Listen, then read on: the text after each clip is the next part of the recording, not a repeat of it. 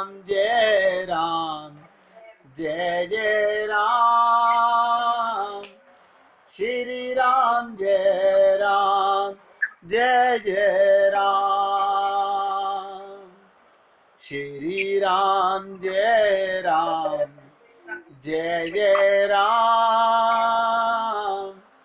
श्री राम जय राम, जय जय राम।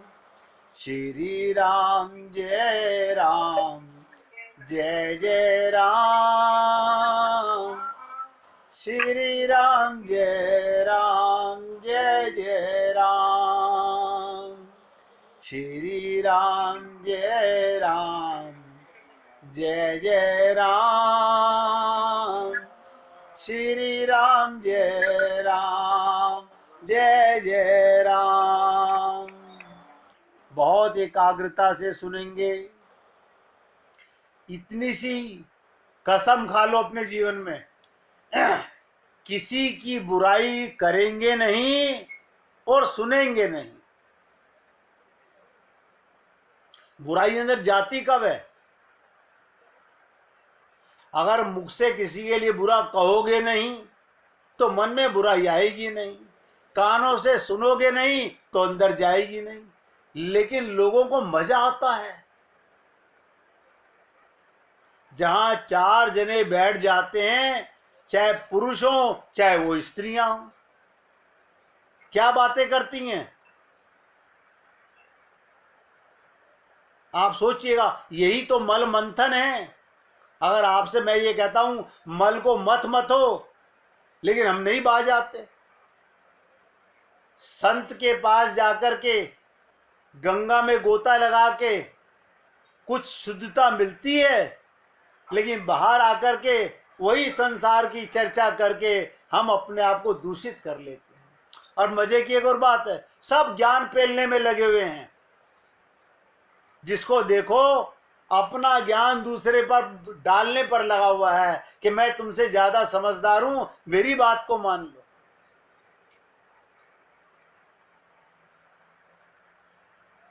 ये हम सबकी दोष है, किसी एक का नहीं। फालतू बोल करके क्यों अपने सांसों का खजाना खत्म कर रहे हो? आप सोच के देखिएगा, जितने सांस हमें मिले हैं, अगर आपको कोई ये कहे मैंने 1 करोड़ रुपए आपको दिए, आप उसे संभाल के रखते हो या उन्हें फेंकते रहते हो? आप कहोगे कोई ऐसा पागल नहीं है जो धन फेंकेगा। मैं तो रोज देख रहा हूं ये सांसों का खजाना। ये जो सांस हमें मिले हैं भगवान की तरफ से, ये खजाना ही तो है। हम इसे ऐसे ही बर्बाद कर रहे हैं, गप्पे मार मार के, हंसी ठट्ठों में उड़ा रहे हैं।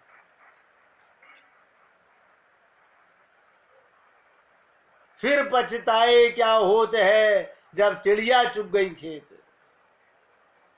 अभी तो हम मन का मनोरंजन देख रहे हैं कि हमारा मन कैसे रंजन में आए। अभी अभी ये विश्वास नहीं हुआ कि यो मन मेरो बड़ो हरामी। इसे किसी प्रकार से खींचकर भगवान की ओर लगा दें ना, रंजन में लगे हुए हैं, जिसे मनोरंजन कहते हैं। तो इसीलिए मैंने आपसे कहा था, जन्म जन्म अभ्यास निरत चित अधिक अधिक लिपटाई। इस चित्त के अंदर तय बन गई है, एक के ऊपर एक के ऊपर एक। गंदगी बढ़ती जा रही है। ये शरीर मिला था उस गंदगी को दूषित करने के लिए। देखिएगा, आप और हम लोग अपने घरों में काम करते हैं, नाली में कूड़ा फंस जाए हमें नजर आता है, हम तुरंत तेजाब डालेंगे, पता नहीं क्या क्या डालेंगे उसे साफ करने के लिए। अब हमारे चित्त के अंदर कितनी गंदगी भरी है वो तो नजर नहीं आती। इसको एक ही लाइन में समझाया गया कि मन में रहती दुनियादारी, और बगुला सा ध्यान लगाते हैं। बहुत से लोग अपना घर बहुत आलीशान रखते हैं, चमका के रखते हैं। कभी अपना चित्त भी देखिएगा, क्या उसमें राधा कृष्ण, राम सीता और आपके गुरु विराजमान हैं? लेकिन हमें नजर नहीं आते। क्यों? अंदर हो तो नजर आए। भगवान को तो हमने बाहर मंदिर में बिठा रखा है, चित्त में तो ये खून के रिश्ते, ये गंदगी के रिश्ते अंदर चित्त में बसा रखे हैं। मेरे शब्द कड़वे होते, मैं क्या करूं? मैं तो हनुमान जी से शिक्षा ली कि लंकनी को घूसा मारा तो विरक्त हो गई, रक्त निकला मुख से। काश किसी रोज हमको भी ये घूसा लगे और हम संसार से विरक्त हो जाएं। तो ध्यान से सुनिएगा, हमने आपसे कहा जीव का चित्त जब दूर चला जाए तो इन झंझटों से मुक्त हो जाता है। नोट कर लो इस बात को। जीव का चित्त, हमारा चित्त जब दूर चला जाए, यानी संसार का चिंतन ना करे, तब इन झंझटों से मुक्त हो जाता है। दूर कब जाएगा? भगवान के रूप में, भगवान के नाम में, भगवान के गुणों में, भगवान की लीला में, भगवान के धाम में, भगवान के भक्तों में, भगवान के संतों में। तो चित्त को चुराने वाली ये मुद्रिका रहती है भगवान की उंगली में, और उंगली रहती है भगवान की मुट्ठी में। उंगली कहाँ होती है? मुट्ठी में। इसका अभिप्राय व्यक्ति अपने चित्त को पकड़ने की चेष्टा करे। हम तो कभी समझ ही नहीं पाए कि हमारे चित्त में क्या भरा हुआ है। अपनी मुट्ठी में करने की चेष्टा करे, ये बड़ा कठिन कार्य है, लेकिन असंभव नहीं है। अर्जुन ने कहा था, प्रभु मन बहुत चंचल है। भगवान ने कहा, संशयम भाव, लेकिन अभ्यास न कौनते। अगर अभ्यास करोगे तो ये बंदर का बच्चा है, एक दिन कंट्रोल हो जाएगा। पर जब मुद्रिका के द्वारा इस चित्त को चुराकर भगवान अपनी मुट्ठी में ले लें, तो इससे बढ़कर सुगम अन्य कोई उपाय नहीं। भगवान राघवेंद्र के नाम का आश्रय प्राप्त करके फिर हमें किसी प्रकार का योगा अभ्यास करने की आवश्यकता नहीं। कोई अभ्यास करने की आवश्यकता नहीं। अगर भगवान के नाम का हमें नशा लग जाए, देखिएगा, मैंने एक दिन पहले भी कहा था, सबसे पहले इस प्रेम की साधना किसी भक्त से मिलेगी, किसी प्रेमी से मिलेगी, उसकी संगति से मिलेगी, उसके सानिध्य में बैठ के मिलेगी। मांगो ना मांगो, स्वतः मिलेगी। संग का असर ऐसा होता है, हम कुसंग में जाके बैठते हैं, हम कुसंग सीख जाते हैं। अच्छों का संग करेंगे, अच्छा रंग चढ़ेगा। स्वतः मिलेगी, बिना मांगे मिलेगी। उसे ये प्रेम रोग लगा हुआ है, तो हमें ऐसे का संग करना चाहिए जिसे भगवान के प्रेम का रोग लग गया है। वही रोग किसी दूसरे को लग सकेगा, हर एक को नहीं। संत का सानिध्य, प्रेमी का सानिध्य, भगवत भक्त का सानिध्य भगवत प्रेम देगा। बहुत से लोग कहते हैं भगवान में प्रीति जप ध्यान से, ना, किसी जप ध्यान से प्रीति नहीं होने वाली। ये नोट कर लेना, जप ध्यान से प्रीति नहीं होगी। किसी तीर्थ स्थान में जाने से भगवान से प्रीति नहीं होगी। ये भगवत प्रीति ज्ञान उपार्जन से नहीं मिलती कि पोथी पढ़ पढ़ जग मुआ भयाना पंडित कोई। ये तप तपस्या से नहीं मिलती, ये दान दक्षिणा से नहीं मिलती, और बताऊं ये प्रवचन सुनने से भी नहीं मिलती। ये तो किसी भगवत भक्त के चरण धूलि में लोटपोट होने से मिलती है। हम लोग, आप अपने आप में झांक के देखिए, हम अपने गुरु की शरणागति में कितना जाते हैं, कब महसूस करते हैं कि हम गुरु की शरण में हैं। क्या हमने कभी समझने की कोशिश की? दूसरा कोई साधन नहीं है।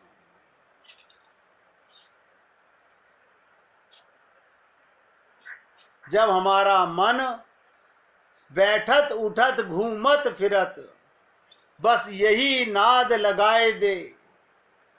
क्या नाद लगाए दे? नर दे जिसने दिया सो प्रिय दरस आए दिखाए दे। यों ही करत कछु दिवस में बेचैनता बढ़ जाएगी, फिर आप ही वह मधुर मूर्ति अंक भर लिपटाएगी। आप देखिएगा,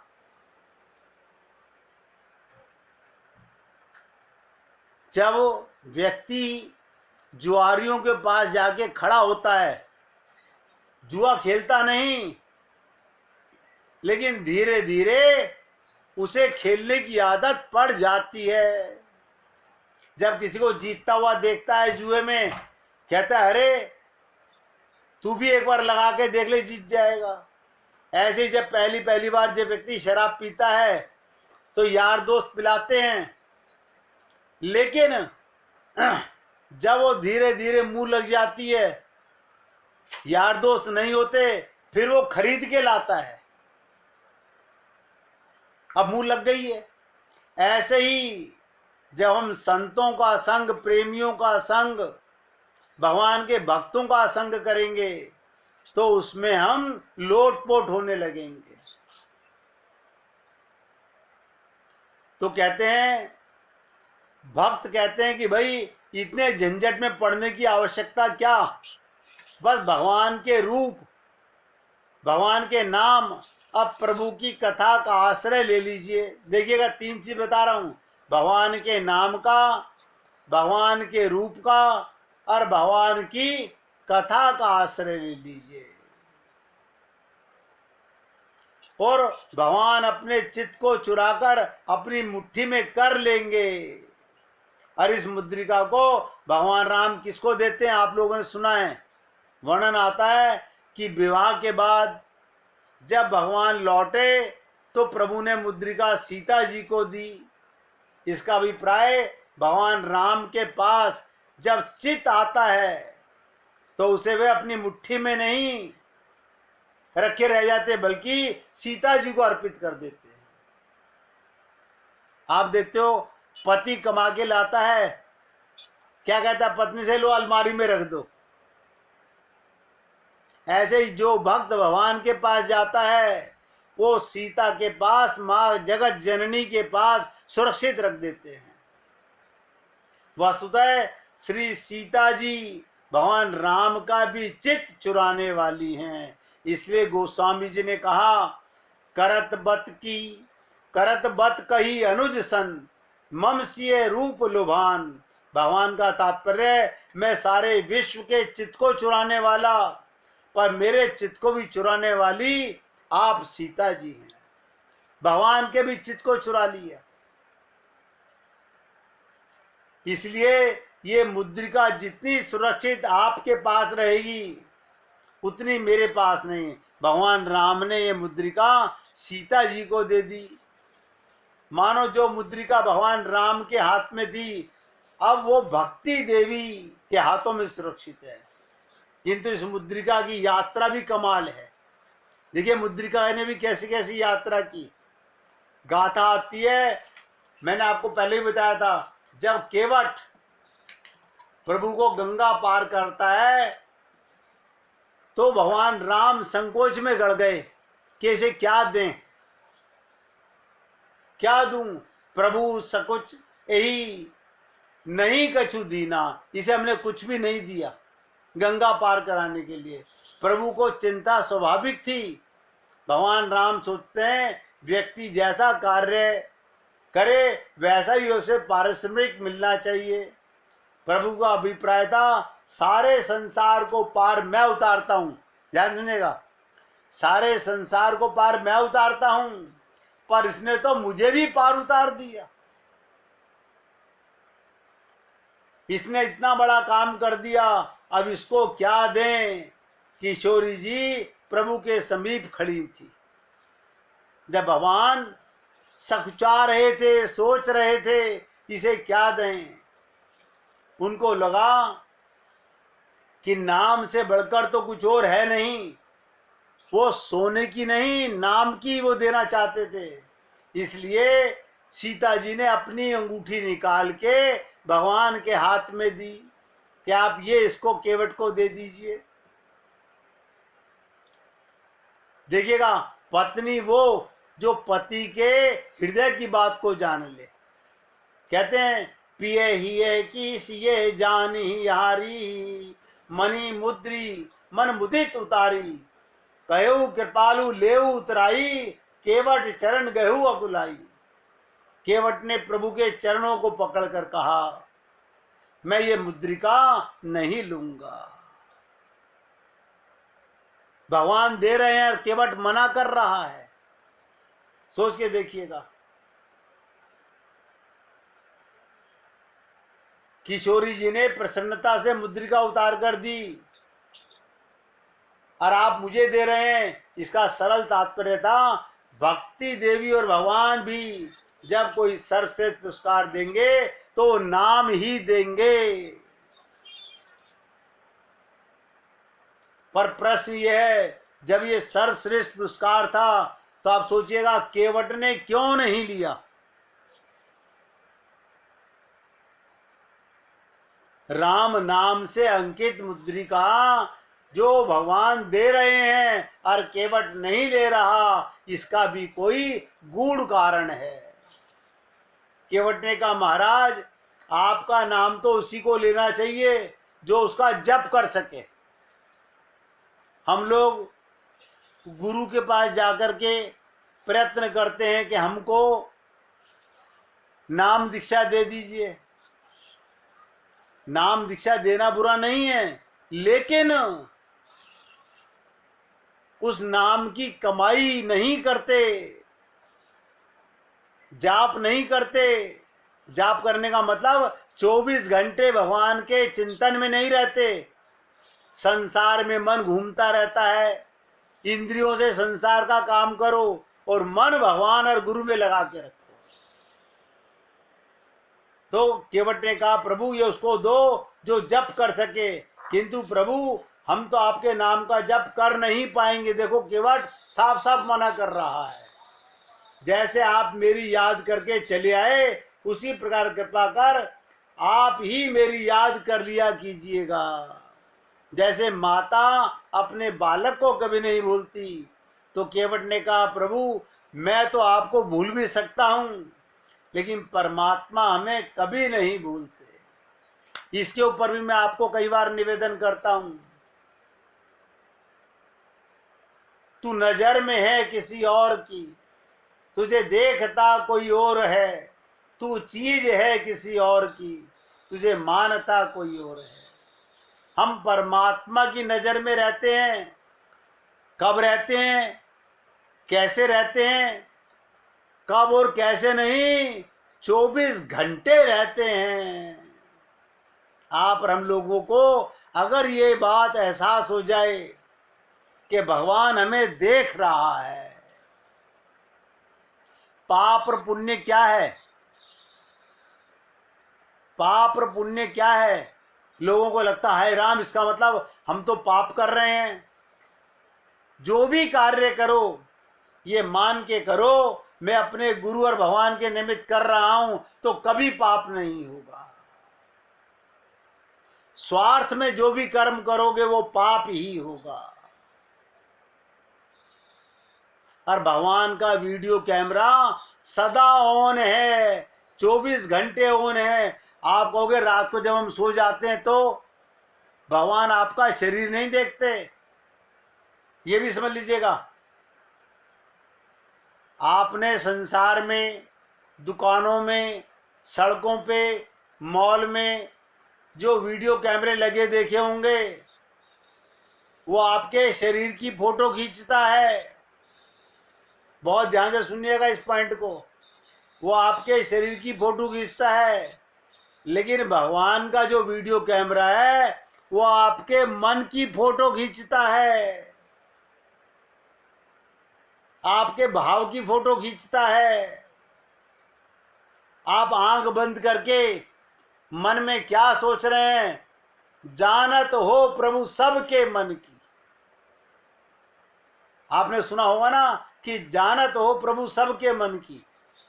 ये कैसे पता है भगवान को? क्योंकि भगवान का वीडियो कैमरा आपके मन पर लगा हुआ है।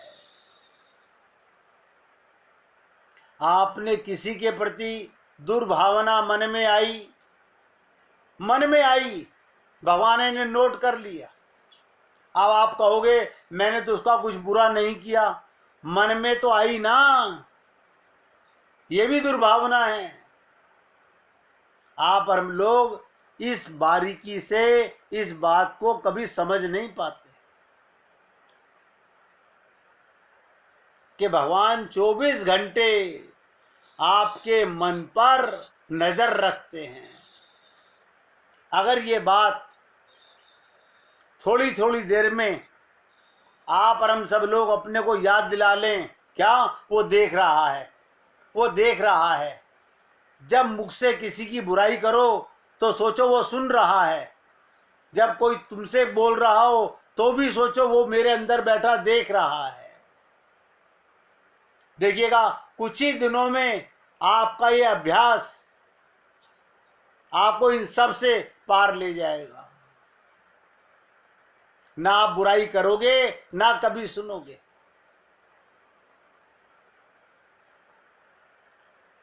तो केवट ने साफ कहा कि प्रभु आप ही मुझे याद कर लिया कीजिए, इसलिए नाम की मुद्रिका तो उसी को दीजिए जो नाम का सच्चा उपासक हो तथा नाम को धारण कर सके, पकड़ सके।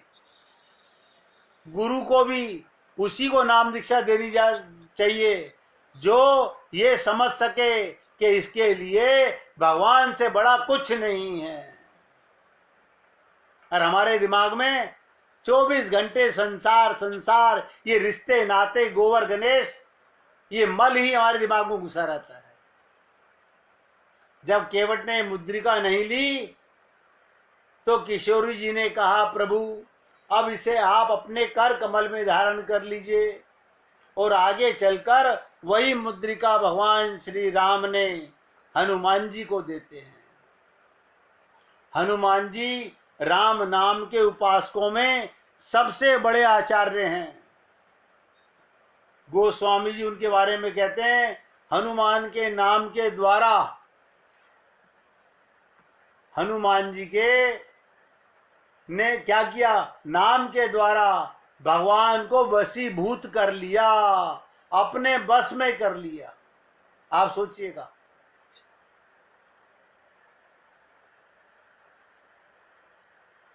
भगवान को अपने बस में कर लिया।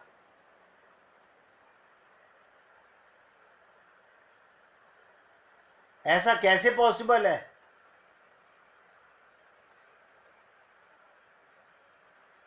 कहते हैं ध्यान तुला में तो लिए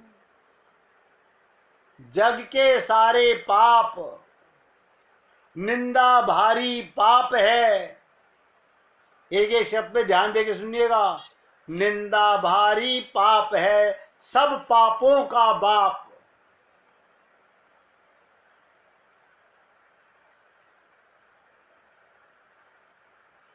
इसलिए निवेदन करता हूं सब भक्तों से, पर निंदा सभी पापों का बाप है। सब पाप एक तरफ, एक अकेला एक तरफ मनुष्य के पतन के लिए पर्याप्त है। अरे संत महात्मा कहते हैं ये जीव वैसे ही अपने गुनाहों का भुगतान नहीं कर पाता, कर्म फल भोगते नहीं बनते, तो दूसरों की निंदा करके उन पापों की गठरी सर पर ढोना कौन सी बुद्धिमानी है।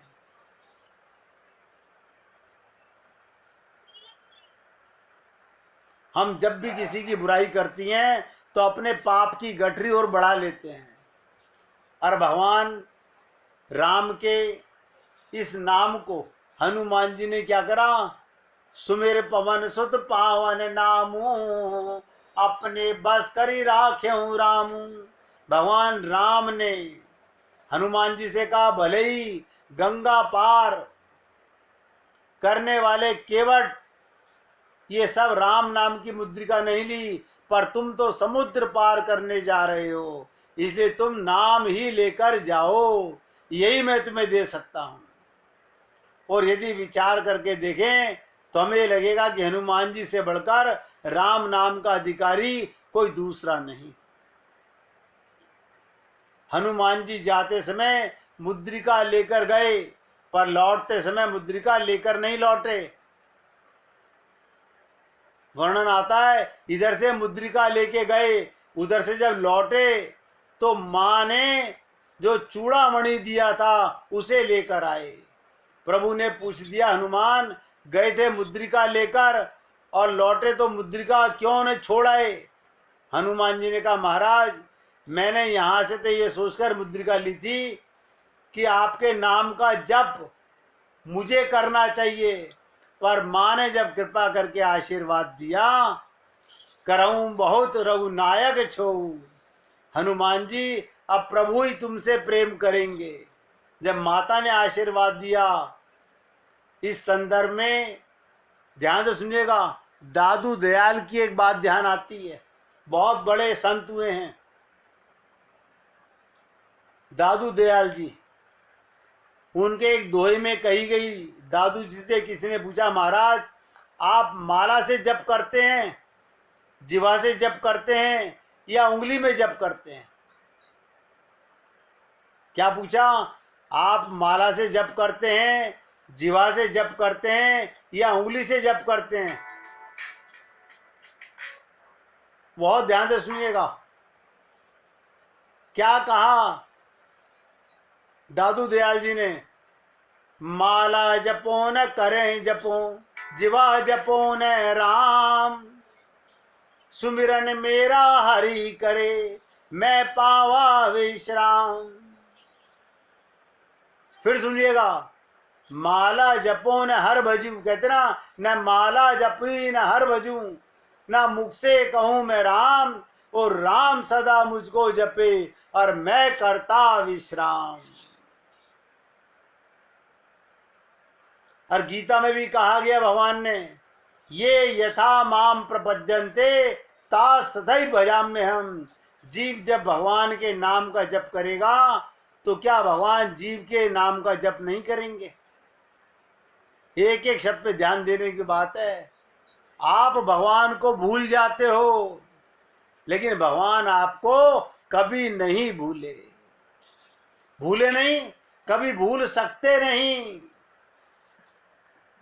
इसलिए आपसे निवेदन करता हूं कि बहुत एकाग्रता से जब सत्संग सुनते हो तो एक एक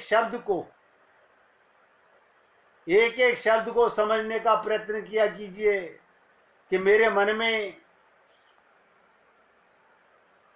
कहते ना, जो अपना मन चाहा होने पर कहते हैं प्रभु की कृपा है, पर मन के विरुद्ध होने पर उदास हो जाते हैं, यही प्रभु की कृपा का अधूरा दर्शन है।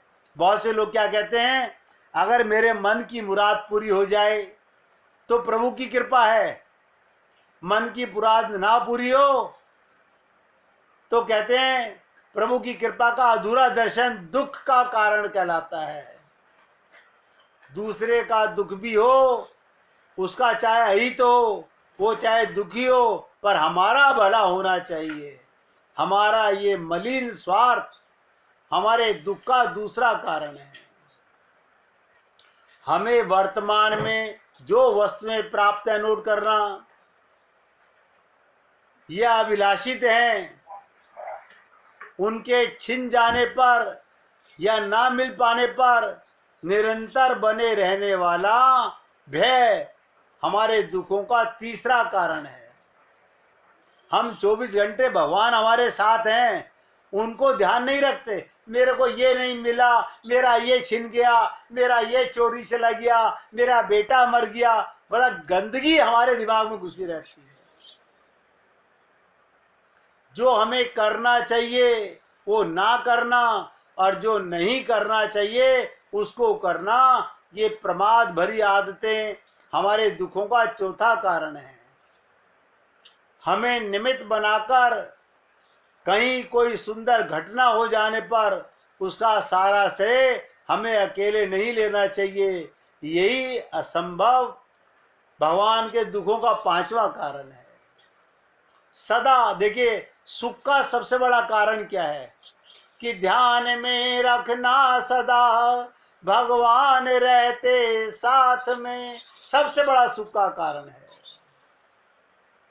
जिस व्यक्ति ने अपने आप को 24 घंटे परमात्मा की गोदी में महसूस कर लिया, आप सोचिएगा, आज मैंने आपको एक राज तो बता दिया कि भगवान का वीडियो कैमरा 24 घंटे आपके मन पर लगा रहता है। इसका मतलब आप भगवान की नजर में हो।